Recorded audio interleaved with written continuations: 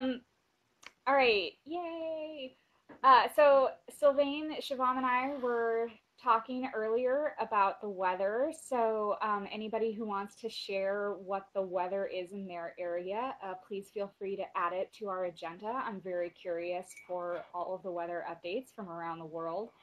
We are having a bit of weather here in California today, so I'm particularly interested in this topic right now. I also want to wish everybody an early happy Valentine's Day. Valentine's Day is tomorrow. So hearts to everybody for being a part of our community. It's really great, and you all make my heart happy. Um, all right, so that's the administrivia part of the meeting. Um, I wanted to give a couple of updates from the last 2 weeks, is kind of like the talky part of the meeting. So first, I wanted to start talking a little bit about our documentation project. So right now we're in the process of kind of scoping out what it would look like to migrate our Firefox specific docs from MDN over to our extension workshop, one-stop shop for development or developer resources. Shivam discovered the repo a couple of days ago, which was actually pretty awesome to see some pull requests come in from a community member. We had the repo set to private for a couple of months while we were kind of working out some stuff internally, but it's open now. We're just not really advertising it yet, but we're starting to move in the direction of making it go live. So if you would like to check it out, let me actually include the link here. The only thing I would ask is just at this moment, it's still on staging. And so we're not really sending people here yet.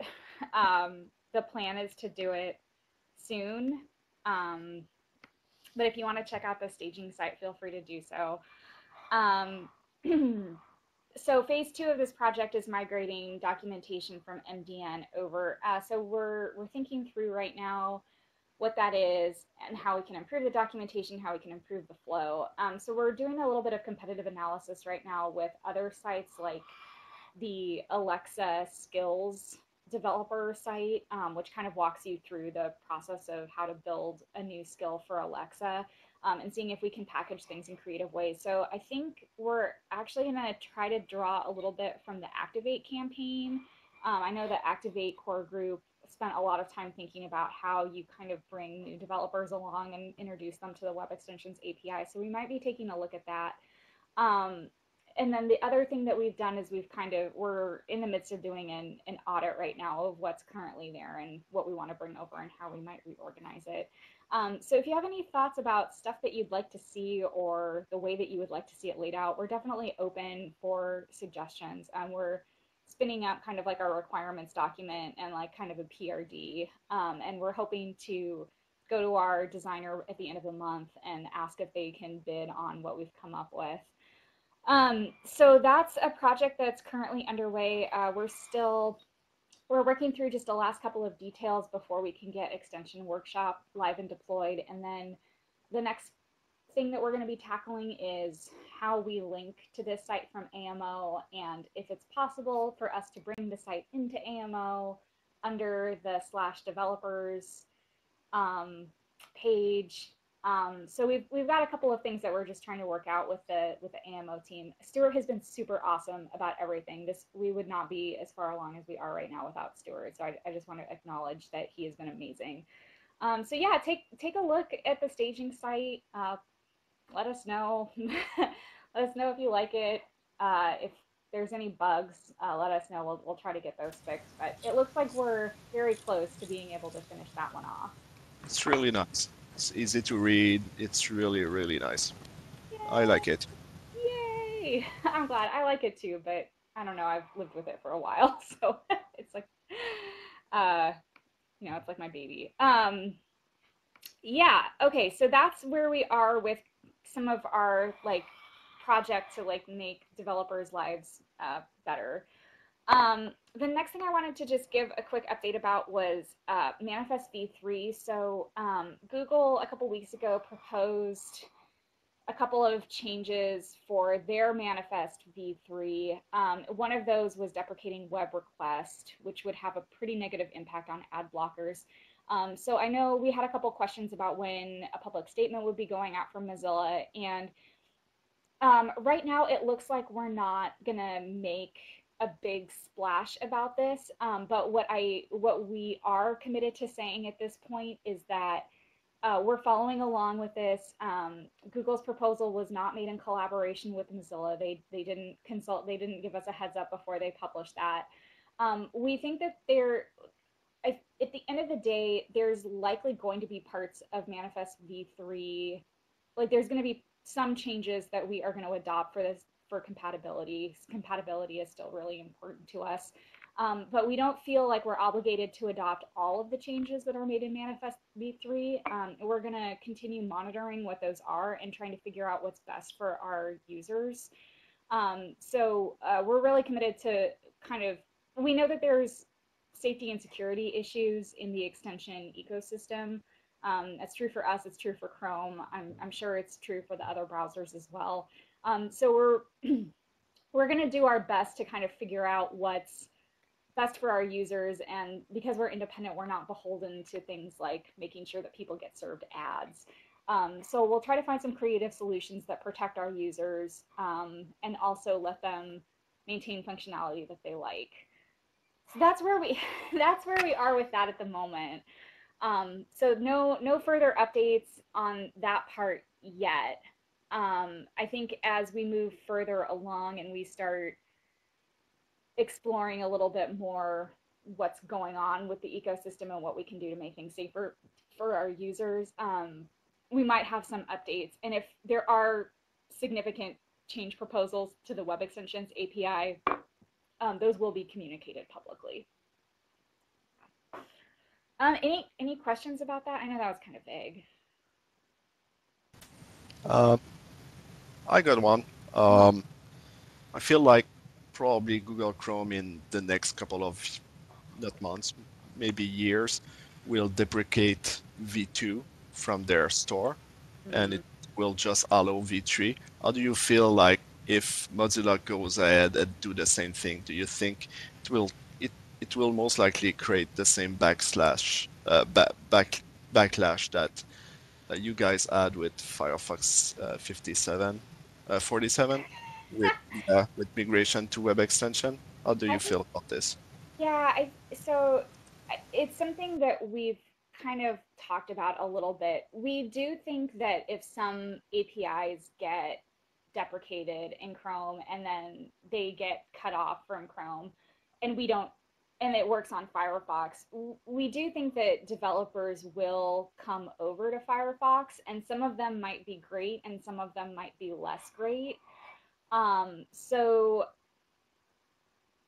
it's something that we're concerned with, but until we see it happen, I think we're not 100% sure like what to do. But I do think that if they deprecate and they kick a bunch of people off of the platform and it's still available for Firefox, I do think we're going to see an influx of add-ons to the Firefox ecosystem. Yeah. Okay, thanks. Yeah. Yeah, they can have their own fun with the 57 change. I'm just kidding. Some people are still mad at us. Anyway, I understand it was hard. So the last 2 weeks, we've mostly been in planning phase. So we've been in a planning phase for a couple of months. We're still kind of in active conversation with the rest of the organization about what 2019 looks like for us and how we fit into the rest of the organization. So last week, everybody on the product management teams, that's Amy, Jorge, Mike, Kev, me, Andreas, and Philip, we were all in a Q2 planning meeting. So not a lot got done last week in terms of like moving stuff forward. We were mostly talking through product management planning. What our 2019 roadmap is looking right now, so we've mentioned before that we're going to be having an increased focus on safety and security. there's kind of a couple of ways that we're seeing this kind of like layout.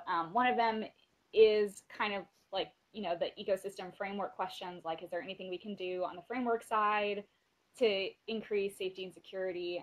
What tools can we give our users that help them kind of navigate the safety and security issues? And like, what can we do on the review side to be proactive about finding malicious extensions, and like, what tooling do we need to build out, and like, how can we better respond to reports of malicious extensions? So those are kind of the overarching themes that we're going to be looking at for the rest of the year. Right now, the core leadership teams, that's Amy, David Durst, Stuart, Emanuela, Kev, Jorge, Mike, they're planning specific initiatives and projects that kind of fit within those themes. So stuff that we might be seeing in the future are things like having an abuse, you know, having a way that you can report an abusive extension from within about add-ons in the Firefox product. So that's where we are at the moment. As soon as we learn a little bit more about what those initiatives are, and we get everybody on the same page and they're approved, we'll share them out. But yeah, I just wanted to let everybody know that we've been in like hardcore planning mode recently. Is this planning that you did last week available publicly on Trello or something like that? It is not. It is not yet. That's actually a good question. Let me poke around and see if anything is right now. I think right now it's like in the confidential stage because it hasn't really been. It's still like very much in draft form. But let me see if there's something that I can share. Yeah. Sure, thanks. Cool. Okay, something else exciting that happened in the last 2 weeks, lightweight themes were migrated to static themes on AMO. So we have Evil Jeff to thank for that. He has become our resident theme expert. The good news is at the end of the day, only about 100 migrations failed, and the ones that failed were already had some like problems with them. Like for some reason, the header images were lost on AMO. So so this is pretty exciting. So all themes going forward are going to be static themes. There's a separate, it's a little different how you edit lightweight or static themes than how you edited lightweight themes in the past. So we're spinning up a couple more tutorials for things like how do you update your theme, how do you create a private theme. It's now very easy to create a private theme, which was something that a lot of our users had a problem with earlier. So we're working on that. And I just want to thank our theme crew, Pam, Candelora, and Madonna, for kind of diving in head first into some of these changes. They've been really awesome.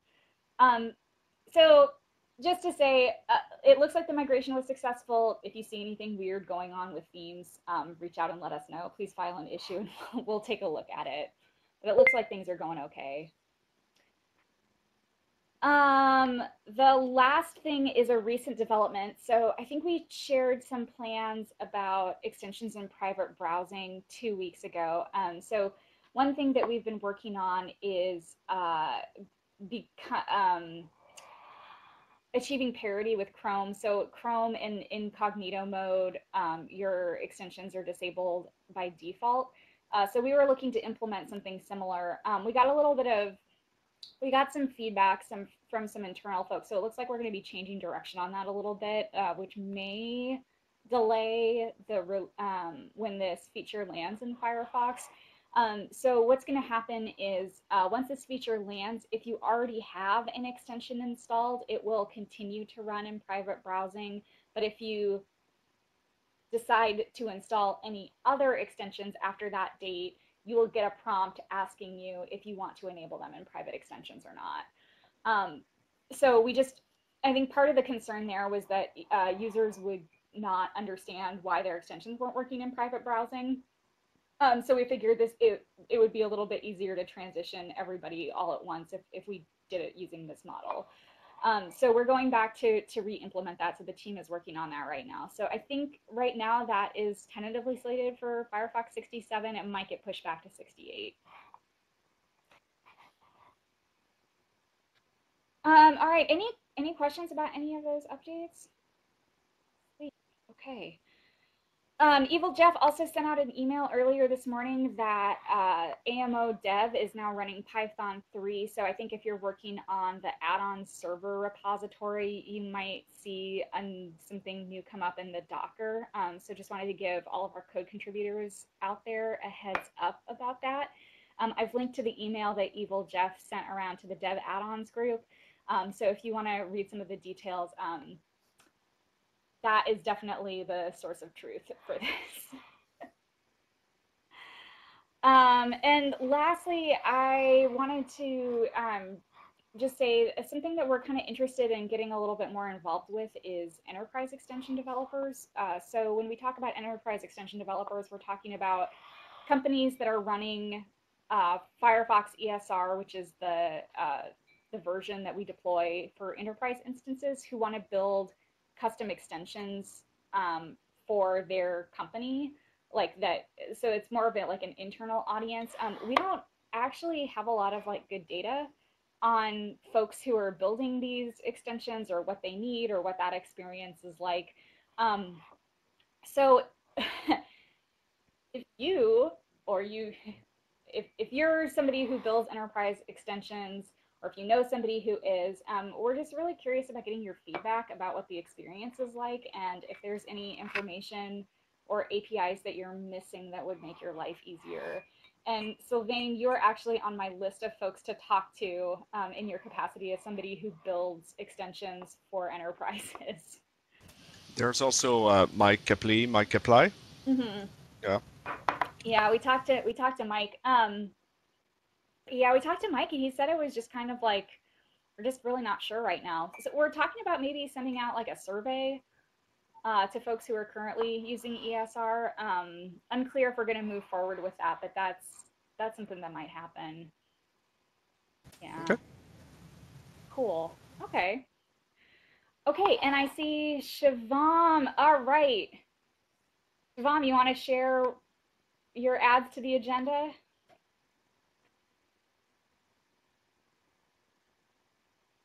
Or I can share for you. Just let me know. His mic is not working. Okay. All right, Shivam, I'm going to share for you. All right, so Shivam, it looks like he's written a blog post about 2018 in review with AMO. Thanks for writing down your thoughts. I will take a read at this. I know, Shivam, you were super active last year. It was really great having you on board and kind of like growing into more of a leadership role. So that's really awesome. I'm excited to take a look at that. Yay. And it looks like there's another blog post about a recent extension meetup. So very cool. And it looks like in this meetup, y'all were in some boats. So I'm already jealous that I missed out on this. I love boats. Party boats. Party boats.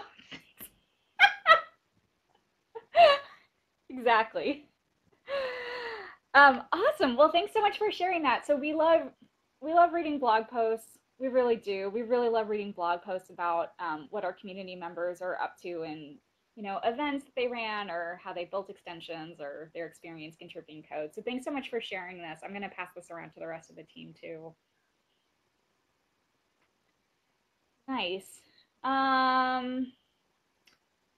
Okay, so that was it for my updates. Does anyone have any questions or anything else they'd like to share?